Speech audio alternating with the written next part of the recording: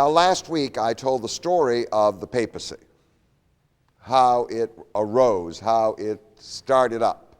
And it rose from a position of no power to a position of great power. So let me just remind you of the events that gave power to this job, which now is perhaps the most powerful clergyman's job in the world. As I mentioned last week, the Roman Catholic Church today has about 1,300,000,000 people, that's all. And in fact, the Pope is the king. He is the ruler of the Church, the deputy of God on earth for those who are faithful Roman Catholics. Now, the power of the Pope rose for a variety of reasons. One, he was the Bishop of Rome, and Rome was the capital of the Roman Empire. So all the prestige of Rome was added to whatever clerical status he possessed. He was not simply the Bishop of Detroit, he was the Bishop of Rome, and in fact Christianity had become successful by becoming the state religion of the Roman Empire. The second reason, and very important, was that the emperor of Rome, the Western emperor of Rome, vanished. And in fact, there was like a political vacuum.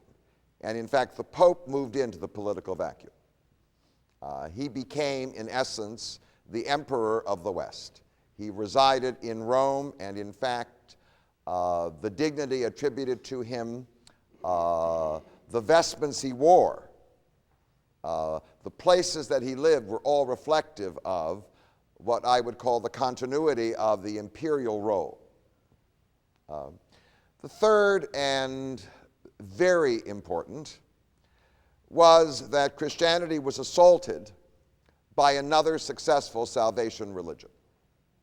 The name of that religion is Islam. And in fact, the man who mobilized Europe to fight the Muslim world, Western Europe to fight the Muslim world, was the Pope. And the symbol of that was the great series of wars which led armies all the way from Western Europe into the Muslim world. They're called the Crusades.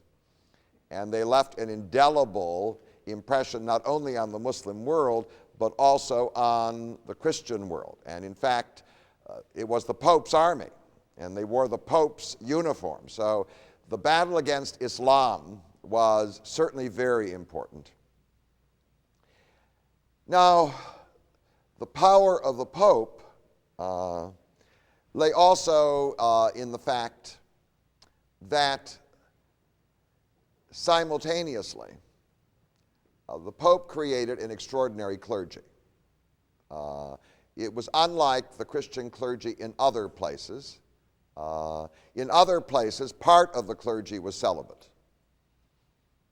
But the clergy that was loyal to the Pope was totally and completely celibate, whether it was priest or nun, right? It was celibate. And that meant that the clergy themselves were able to devote their entire energies to the church. They were not diverted by what we call family, which, as we know, can take up a lot of time. So it was a source of power for the church. And the last thing was that the Pope had a rival. The church was divided into an Eastern church headquartered in Constantinople and a Western church headquartered in Rome. In time, there was no Eastern church. I mean, there was an Eastern church, but we know what happened to it. It was conquered by the Muslims. In 1453, the Muslims came and took Constantinople. They renamed it Istanbul. And in fact, most of the Eastern church fell under the control of the Muslims. So the only remaining leader was the leader of the Western church, and that was the Pope. For all those reasons, the job, in fact, increased in power. And then came the great assault. The great assault that tested the Pope and it was not clear in the 16th century whether he would be able to recover. Half of the people in his church rose up in a rebellion against him and organized an alternative form of Christianity, which we call Protestantism. We call that the Reformation.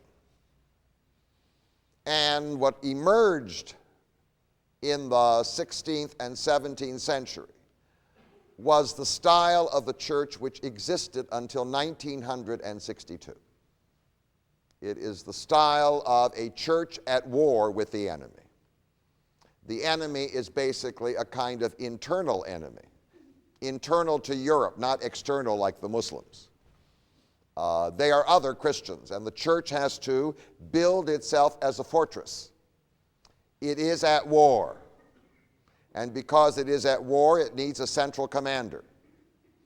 So the Counter-Reformation, which was the response to the Reformation, rescued the role of the Pope.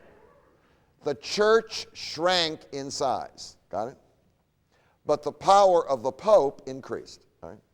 As the church shrank, the power of the Pope increased because it was engaged in this battle. And the power of the Pope was expressed in certain things that emerged out of the Counter-Reformation, which became intrinsically part of what we would call the persona of the church. One was a set of questions and answers that all people who were born into the Roman Catholic Church were required to memorize. The questions and the answers. It's called the Catechism. Two was a list of publications and books that you may not read because they will lead you into error. Not only books that were written by Muslims or by Jews or by Hindus or Buddhists, books written by other so-called Christians, namely Protestants. The third was an institution that had existed before the Reformation. It was called the Inquisition. Now there was a special department of the church, the leader of which was often called the Grand Inquisitor. Their job was to check on all priests, nuns, lay people, whatever, to make sure that indeed they conformed to the doctrine of the church, that there was no heresy. And they had the power, sometimes reinforced by the government, they had the power not only to chastise heretics, they had the power to arrest them, and in some cases to execute them. So, pretty powerful department. Right. The next, of course, was that everything was centralized. The Roman Catholic Church in the Middle Ages had had its own issues about government. It was semi-centralized. But the Counter-Reformation centralized it. The Pope now had a court, a government, a cabinet. You can call it the Curia, right? And in fact, all issues had to come up there, and all major decisions were made up there and handed down. Whatever decentralization had existed before in the church vanished, right? It was now a highly centralized organization, because if you are at war, then everybody in the church is the army. And you can't have an army that isn't centralized. Now, the group of priests who arose to represent the Counter-Reformation and this remaking of the church in response to the Protestant assault was a new order. Already in the 13th century, the church had created two preaching orders, teaching orders. They were called the Franciscans and the Dominicans. But in the 16th century, there now appeared what I would call the militant defenders of the new church. They were called the Jesuits. And wherever they went, they created universities, schools. They were regarded as the supreme articulators of the Counter-Reformation. Now,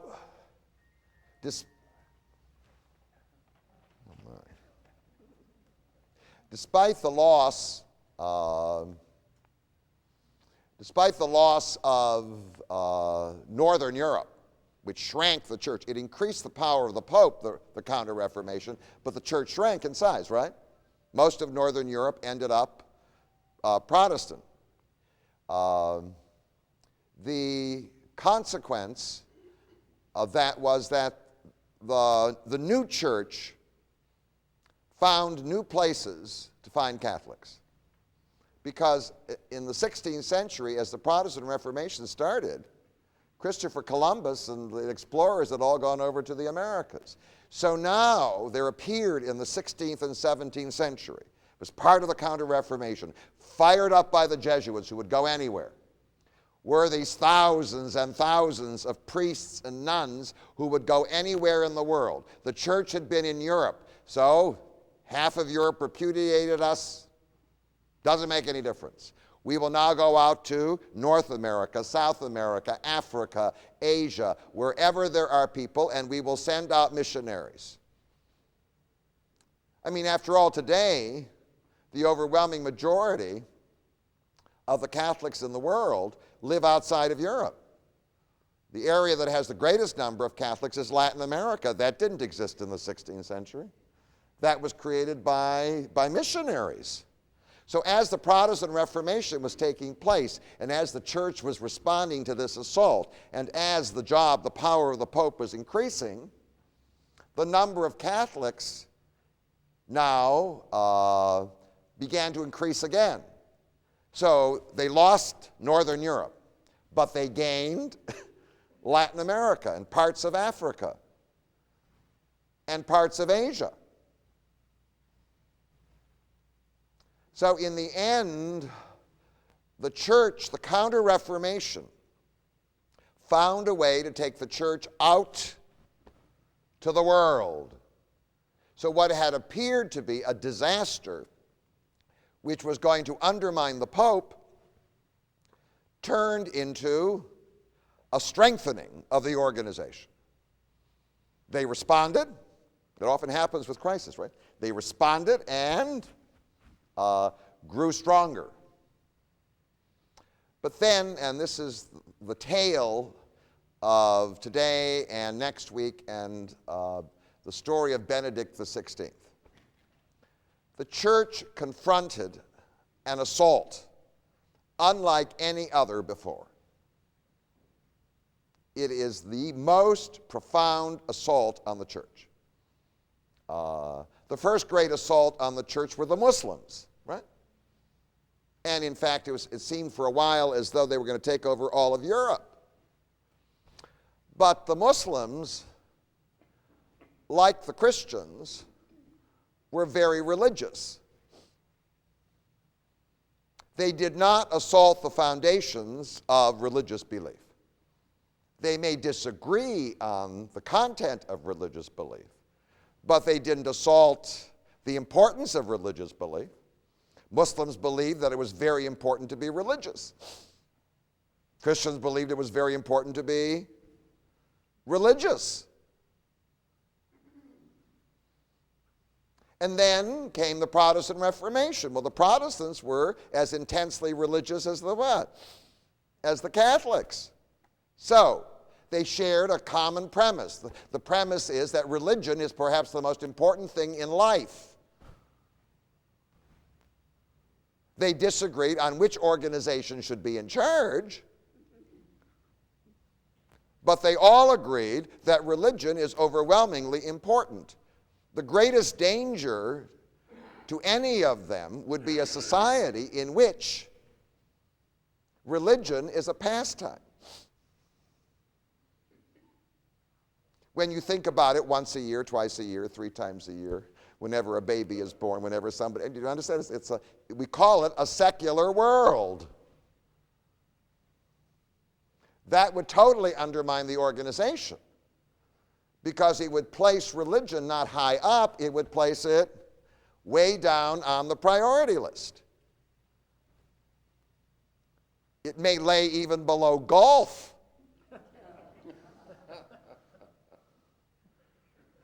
That's the greatest danger. Got it? That's the greatest danger. By the way, and this is true, the greatest danger is not hatred, it's indifference. Where they don't even notice you. It's a matter of indifference. I see it when I go visit older people in many of the nursing homes and so forth. It's not that their children don't hate them. They just don't remember that they're there. So they fall on, got the priority list, they're way down somewhere below. So that now comes to be the challenge. In the 18th century, having pulled itself together, having sent out thousands and thousands of missionaries, having taken over Latin America and the whole thing, having rescued the church, and the papal job being supremely tight and powerful, all of a sudden, out of the blue, comes this new force, which I call the Great Provocation. The Great Provocation is what the church is still dealing with. All churches and all religions are dealing with it. It didn't exist in the Middle Ages. In the Middle Ages, the issue was, what were you going to be? Christian, Muslim, Jewish, whatever. The idea that you didn't care about any of the options, I mean, it wasn't even conceivable. Well, it arrived, the Great Provocation, in the 18th century, and we understand the foundations of the Great Provocation, the new economy, the new big city, the new family, shrunk down to a nuclear family, the new education. You can't get ahead by simply going to church and studying the Bible. The only way to get ahead is you have to go to a school that teaches you chemistry, physics, whatever. I mean, you're in the secular world. And it's the new pleasure. You discover that you can be happy not only in the next life, but you discover that you're living longer and that you may be happy even here on earth. Oh. Well, with what I would call the Great Provocation, came a whole set of new ideas about how society should be organized. They were ideas not to be present in any religion that had already existed. They weren't Protestant ideas, and they weren't Muslim ideas, and they weren't Jewish ideas, and they certainly weren't Roman Catholic ideas. So let me mention them to you. They came out of the Great Provocation, the Great Change. The first is the idea of secularism. The idea that you can live your life perfectly well with minimal amounts of religion. It's not discarding it, it's the way millions of people live today. They just think about it on Easter and Christmas or Hanukkah or Passover, or when somebody's getting married, right, or when somebody dies. That's it. It's not removed, it's just what? It's minimal. The second is democracy. That rulers do not derive their authority from God, but they derive their authority from the people. Oh. After all, papal authority is derived from God. It's a whole new idea. The third is the idea of personal freedom, that individuals are shoppers. That's a whole new secular idea. And in fact, as a shopper in life, you can choose whatever it is that you feel is consistent with your own conscience. That certainly isn't consistent with the vision of religion as presented by most of the salvation religions in history. Science, the idea that truth doesn't come simply from the books which are claimed to be the Word of God, but that truth is a function simply of investigation and evidence. Oh. Progress. This idea is that in the end, human advancement doesn't depend on being rescued by God at some event to occur in the near or distant future, but that human beings, using their own intelligence and power and whatever else, can improve, can improve the world. It's the whole idea of progress, which became such an intrinsic part of our culture in the 19th and 20th century. And then the idea of pleasure, that life wasn't simply repentance for sin, and that pleasure was legitimate. Not simply in the afterlife, but that pleasure was legitimate here in this life. And then the last was that since there were so many religions, and since religion was no longer the most important thing in culture, we will separate it from government. Those people who want it, they can choose it and pay for it. And those who don't, they don't have to. Well, who ever heard of such a thing? It was inconceivable historically to imagine that you could have a society that could function without the help of God. So all of these ideas are now running around. They make the Protestant Reformation look like nothing. So here the church met the enemy, pulled itself together, tightened itself up, and now it's confronted with an enemy that is overwhelming. So its first response, which is the beginning of the 19th century, was confusion. It didn't know what hit it. Along came the French Revolution, along came Napoleon. They didn't know what to do. Absolute confusion. Some days they were nice to the enemy, some days they were mean to the enemy. They didn't know what to do. And then, somewhere in the 1830s, it was having been hit, sometimes you have the shock, right? What do you do? Like an accident. And now, by the 1830s, the church sort of pulled itself together. And it now began a process which can explain the reign of John Paul II. All right. Okay. So there is the enemy. You see the enemy?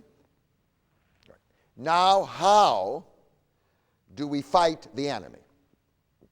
And there appeared a series of popes, some of whom I referred to last time. They're in order. Gregory the 16th, from about 1830 to 1846. There was Pius IX from 1846 to 1873. There was Leo the 13th from 1873 to 1903. There was Pius X from 1903 to 1914. And then there was Benedict the 15th from 1915 to 1920. They're all in a row. And they're all dealing with the what? The same problem. The problem isn't going. The problem gets worse. Every year it gets worse. There are more cities, do you understand, more secular universities, more factories, more golf. I mean, whatever it is, I mean, the world is being transformed, and the church doesn't seem to have the power to delay. So what happened, and in the 1830s in France, there appeared a movement which basically said, we don't like this new modern world.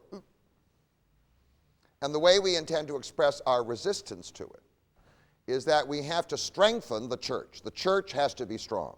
And the only way for the church to be strong against this enemy, we don't like all this change. The way the church has to be strong is it must have a strong central leader.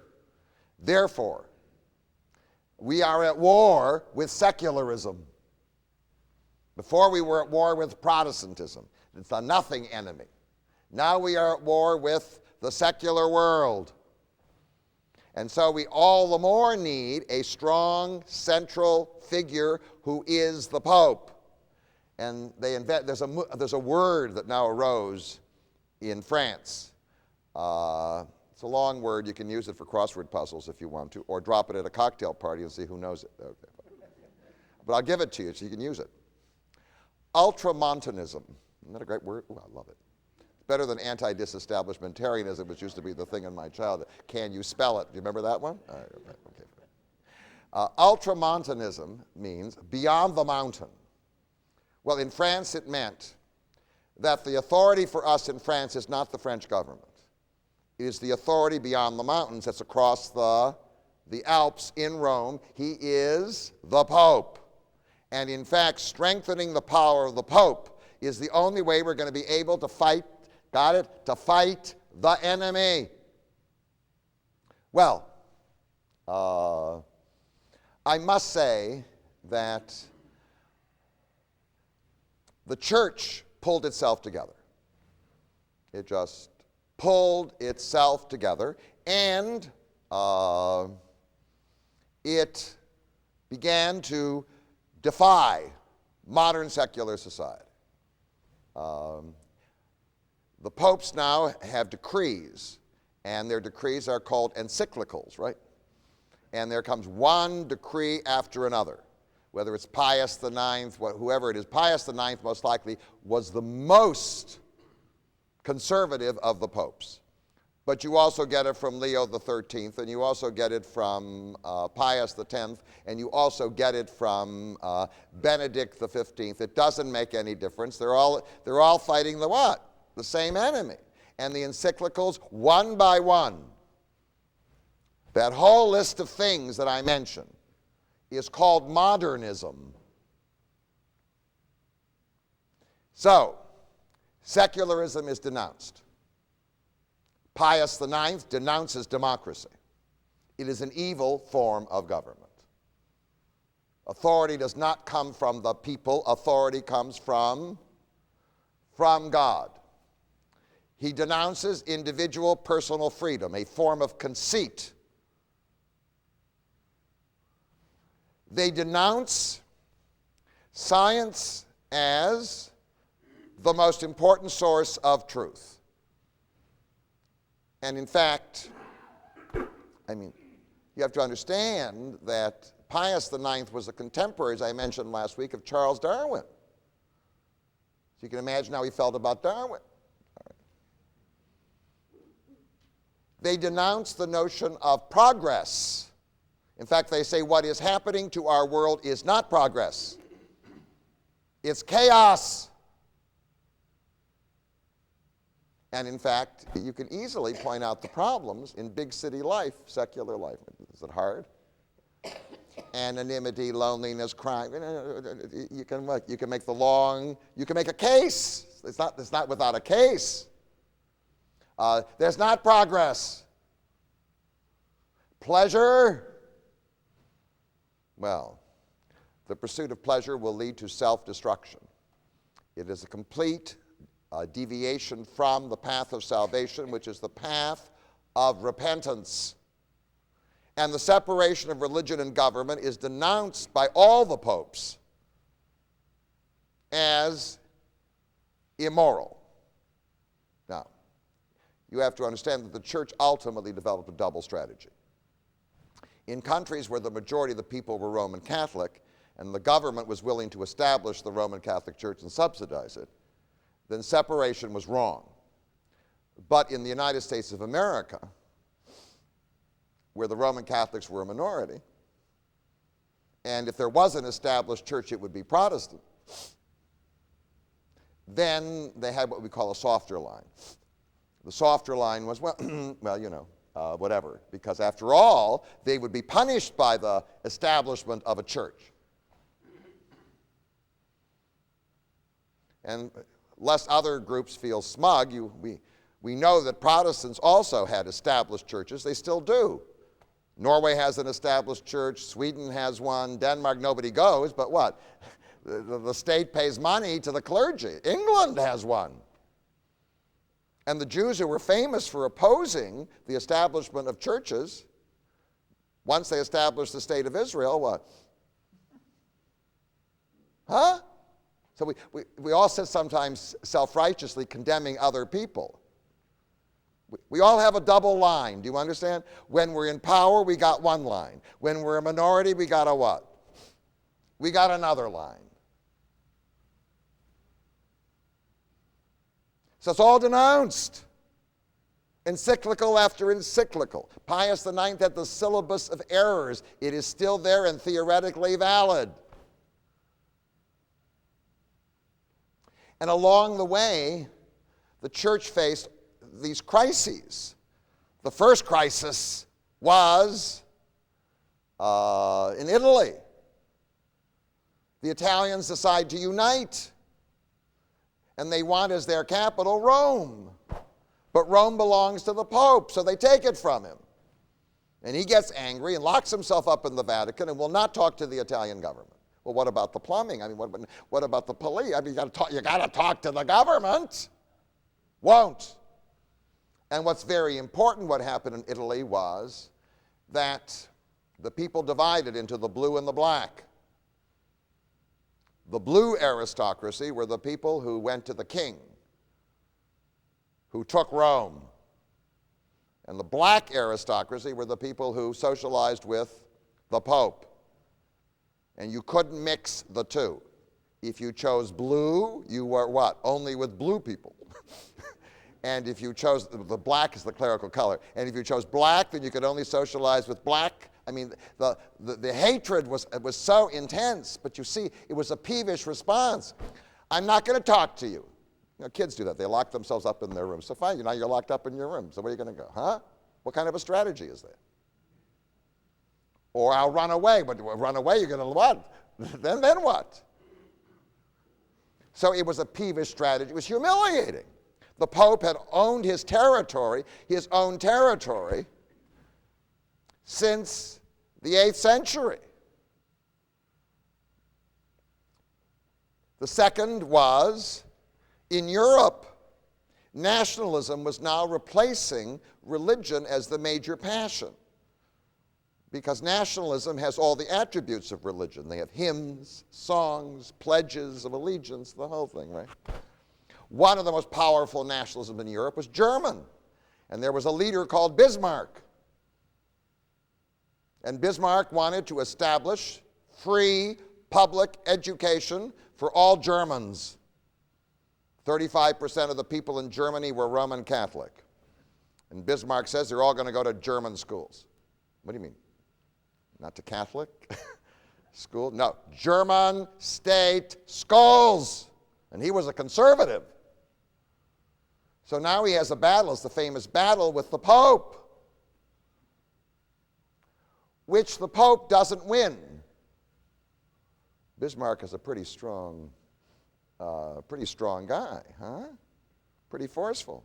Another crisis. Then there is the Dreyfus trial in France in the 1890s. The church, together with the army, decides to establish control over France, and what they do is they use a case of supposed treason by a Jewish officer in the French army who is falsely accused of selling secrets or giving secrets to the Germans. His name is Alfred Dreyfus. He is put on trial. He is convicted. He is sent to Devil's Island. And now France is consumed with the argument. Was he innocent? Was he guilty? The guilty people say he was guilty. It's a sign of what happens when we allow the wrong people into the government. The church needs to assume power again. But then the other side demonstrates that Dreyfus was innocent. And in fact, Dreyfus is brought back from Devil's Island. And by 1901 and 1902, there is great public anger at the lie. He is now vindicated. And now the French government is a government that hates the church and the army. And they pass a law separating totally and completely religion from government. I mean, the Pope, Pius X, is beside himself. And then comes socialism. And socialism in the form that it's accepted by most of the socialists in Europe, and it's rising because there's a great deal of poverty in the cities of the Industrial Revolution, and the working class is now angry.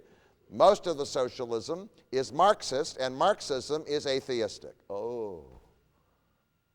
So now the church is beside, I mean, that's the enemy, isn't it? The enemy. Now the church is beside itself. And then all over Western Europe and even Eastern Europe and in North America and in South America, governments are following the Bismarck pattern, which is to establish free public schools. Well, if you establish free public schools paid for by the state with the new education, that means you don't need Catholic schools. And that Catholic schools will not receive money from the I mean, do you understand? I mean, this is like crisis.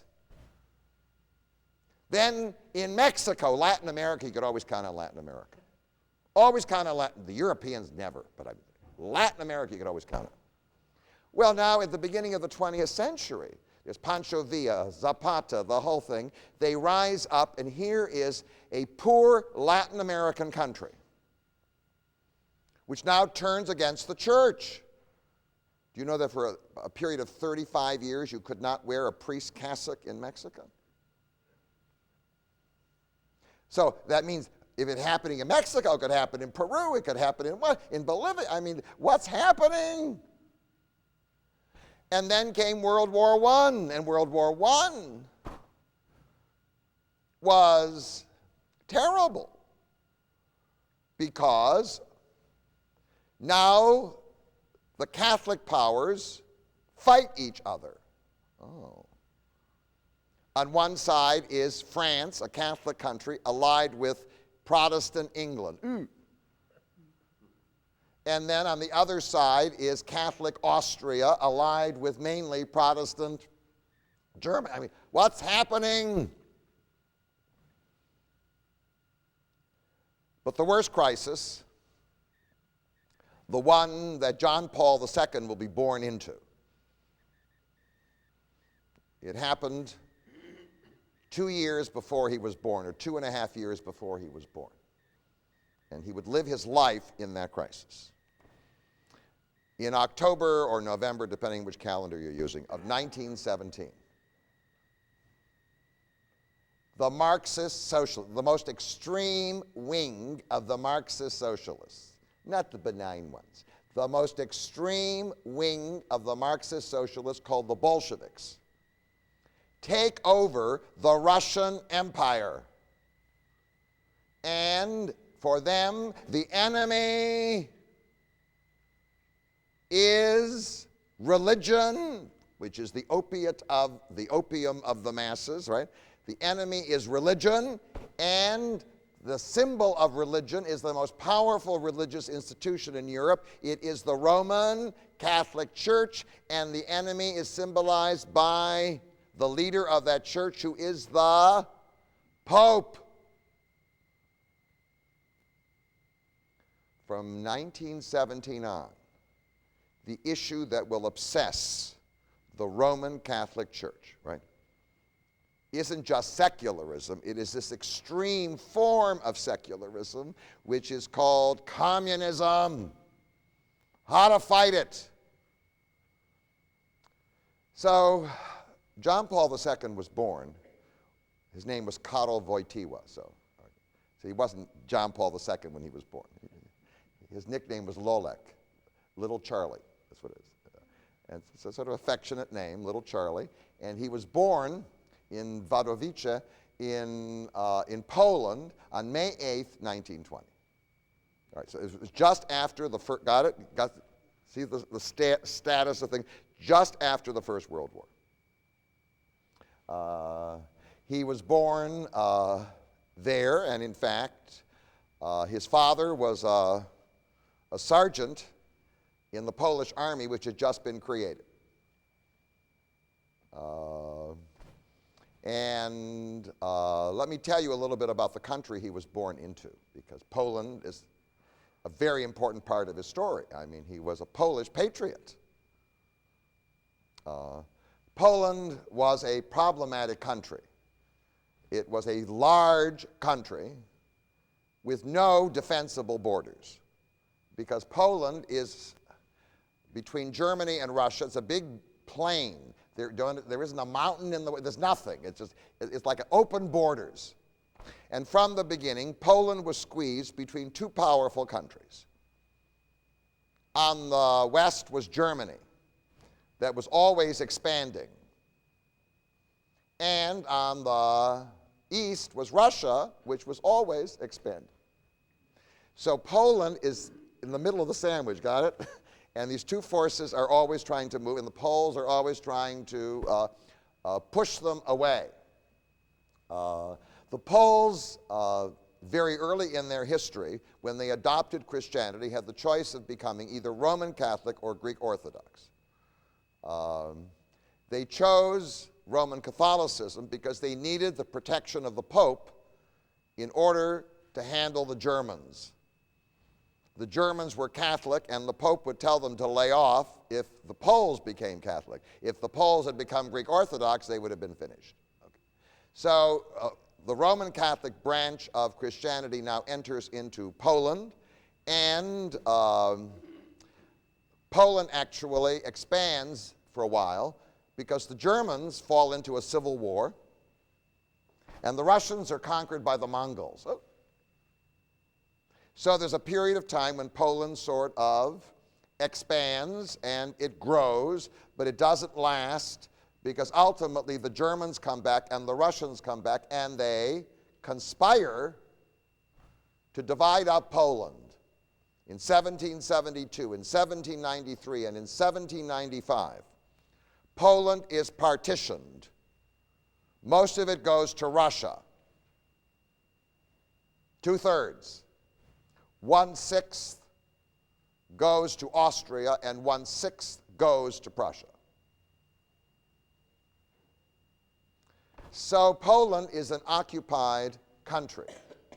And it is an occupied country until 2 years before Karol Wotyla is born. Until the end of the First World War, 1918. So the conquerors take away from the Poles their army and their secular government. The only leaders the Poles are left with are their priests. So the church becomes the only way that Poles can express their patriotism. So there are two nationalities in Europe which became intensely, intensely Roman Catholic because of being conquered. The first were the Irish, and the second were the Poles. So they became, Poland, other countries were Catholic. The French were Catholic, but not like the Poles. Because for the Poles, their patriotism and their religion went together. Their priests were the only form of resistance they could offer to their Russian conquerors or their Prussian or Austrian conquerors. That was it. So therefore, Poland was this very devout country, which always produced large numbers of priests and nuns. By the 20th century, it would be hard to find lots of Parisians who were studying for the priesthood. Right? There were alternatives.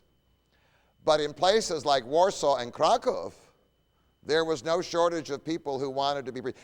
Families were so proud, like Irish families, that their son was a priest, their daughter had become an... some of you may remember the time when that was true. You see, a Parisian family would say, what? Repeat again, what is it that you want? Yeah, I know we're Catholic. What is it that you want to be? It's like a contemporary Jewish family when you announce you want to be a rabbi. Now, so Poland was intensely Catholic, and the church was the heart of patriotism. When Wojtyła is born in 1920, Poland has just regained its independence. And it's a country with many problems because economically it's just very poor. By becoming independent, it's shut off from German markets and Russian markets. Oh. So where are you going to sell your stuff, huh? You tell me. Nowhere. Poland is also problematic because the country has very large minorities. 1 out of every 10 people in Poland is Jewish. Poland has become the major center of Jewish life in Europe. And most likely, 1 out of every 5 people is Ukrainian or White Russian.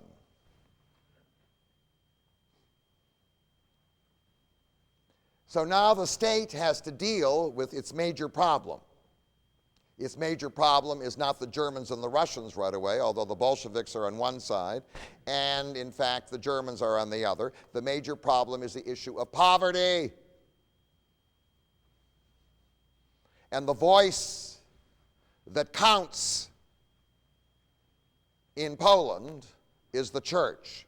What does the church have to say about poverty? Why are we poor? And what can we do about it? Well, the church's answer is very interesting because the church's great fear was communism. And many of the people in Poland who were leaders of the socialist movement were Jews. So the church's answer to this problem was an intense anti-Semitism. The Catholic press was filled with denunciations of the Jews responsible for controlling the economy. The Jews were dirt poor in Poland.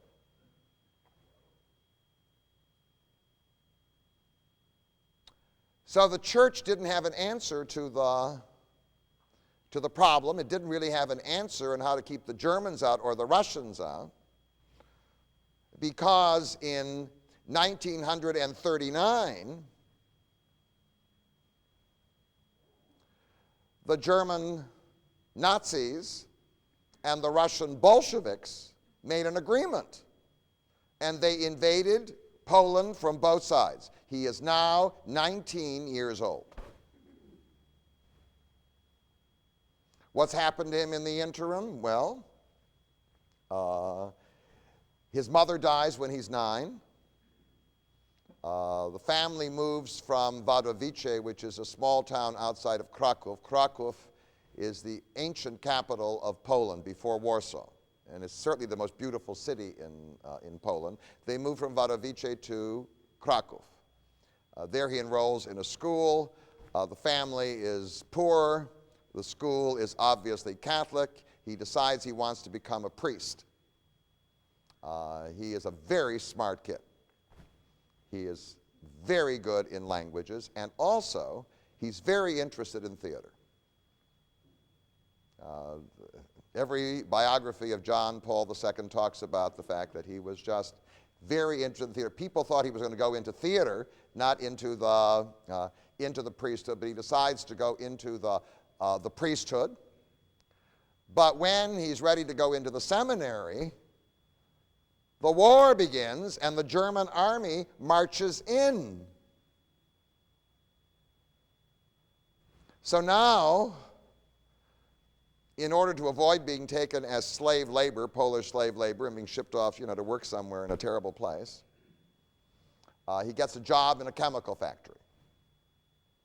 Toward the end of the war, he is able to return to the seminary. It's a secret seminary. It's an underground seminary. When the war is over in 1945, the Germans are gone. But now the whole country is under the control of the Russians, and the Russians are communists. The enemy, do you understand? The enemy of the church has now arrived. I mean, you couldn't imagine for the Polish Roman Catholic Church a worse scenario. While Wotyla is growing up, the church has been responding to the threat of communism. So let me try to describe the response of the threat to communism. He's aware of it. I mean, he's growing up in this what? In this church. The major actors in what I call the drama of response aren't in Poland. They are in Rome, because the church is centralized, and that's where the Pope is. How is the Pope responding to this threat? Well, after World War I, the church realizes that by itself it cannot defeat communism. It can only defeat communism with allies. Who are the allies? Well, in the 1920s in Italy, there arose the first ally. It was a political party led by a former socialist who created a new party which he labeled the Fascist Party. He objected to socialism because socialism, he said, was not patriotic. It was international. He wanted something patriotic. He built his party out of veterans who found themselves unemployed at the end of the war. His name, Benito Mussolini, and in fact, in 1922, he marches on Rome and intimidates the Italian government and takes over. And one of the reasons nothing is done to stop him is most people say, well, we don't like him. I think he looks like a thug. But quite frankly, the Fascist Party is anti-communist. And in fact, they're the only serious anti-communist force around here. So Benito Mussolini comes to power, and when he comes to power,